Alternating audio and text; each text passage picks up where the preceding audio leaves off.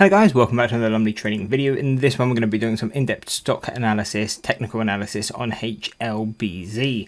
So it is gapped up another 12% today. The reason we're covering this is obviously it did have that massive move before over kind of the 3 days, and over the past two, bit more pulling back, and now it looks like we're getting a bit more of a bounce. So what are we looking at going forward using the 6-month and the 1-year standard deviation charts?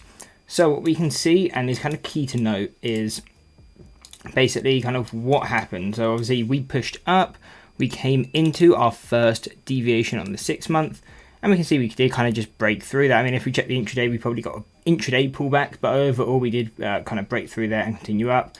And it looks more like we came into the first deviation on the daily chart, and this was kind of over that overall top, and now we started to pull back. So what it looks like we're kind of watching for right now is the 38-cent level. If we come back to kind of retest this, this is going to be key no matter what.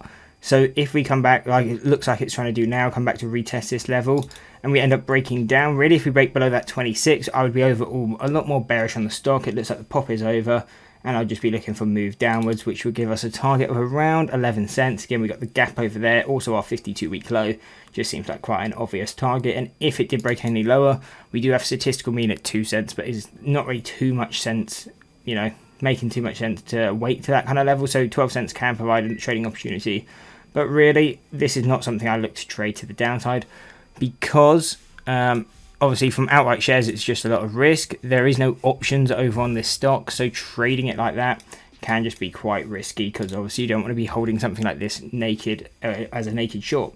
So really those are the key things I'm watching for. If on the other hand we come back to retest this 38 and able to break it, what I really want to see before trading this at all is a break above, come back to test it as a support, and if it holds, then I'm looking at it more long bias. Again, then we'll have a target of around 60 cents. Breaking through there would be 75 cents, and breaking further up would be 111, 170. We also missed actually 146, and final levels taking us out to 275 and $4. Again, like we kind of said earlier, this stock, there's trading opportunity, at least from how I look at it, is kind of if it breaks back above this kind of recent high, and then again, either day trading shorts is probably going to be the only way I would look to be trading it, but can also look to try and catch some direction, just getting the confirmation. So again, a break above a level, come back to test as a support, and if it holds, it's a good indication we'll move to that next deviation. But if we break back below 26 cents, really not going to be something I touch, because again, probably just a lot more risk than there is to reward on trading something like that. Anyway, that is the breakdown on HLBZ. If you did enjoy the video, why not drop a like and subscribe, and check out this analysis video.